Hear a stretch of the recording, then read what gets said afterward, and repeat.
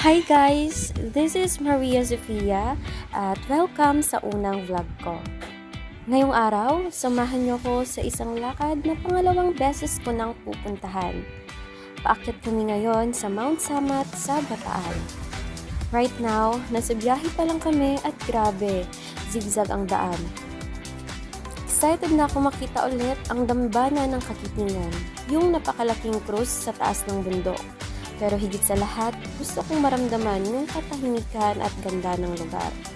First time ko rin mag-vlog, kaya pagpasensyahan nyo na kung merong konting kaba, but let's enjoy this together. At ito na nga, nandito na tayo. Sabi nila, ang lugar na to, ginawa bilang pagkilala sa mga sundalong lumaban noong World War II, mga taong nagbuwis ng buhay para sa kalayaan natin ngayon. Hi, mapapasana all ka na lang talaga sa kaswitan ng aking kuya at ng kanyang wifey. Wow! Kaya sa may mga BF or girlfriend dyan, kung hindi nyo pa napupuntahan to, ay go na din kayo here. Sa laki ng cross na to, parang sinasabi niya, hoy, hindi ka maliit, may halaga ka. And yes, napaisip din ako. Grabe, ang ganda. Parang gusto ko na lang dito tumira, kaso wala namang signal.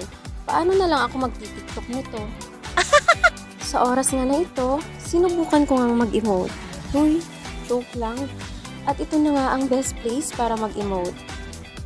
Feel na feel ko lang po ang fresh air dito. Siyempre, tamang hawi lang ng buhok di. Sa mga pagod, naliligaw o natatakot magsimula, sana itong simpleng vlog na to maging paalala na okay lang matakot. Pero mas okay kung susubukan.